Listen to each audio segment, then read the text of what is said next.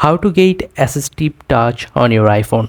Hey guys, welcome back to another quick short tutorial video. In this video, we are going to learn how you can get Assistive Touch on your iPhone. So without any further ado, let's get started. So first of all, open your iPhone settings. And once you are on your iPhone settings, now all you got to do, you have to scroll down a little bit and here you get accessibility, tap on here. And now guys, I wanna say something to you. After watching this video, if you think this video is helpful, then don't forget to like this video and subscribe to the channel. And now from the accessibility, you have to scroll down a little bit and tap on touch. And now at the top you will get Assistive Touch, tap on here. And now all you gotta do, you have to enable this toggle, so tap on here.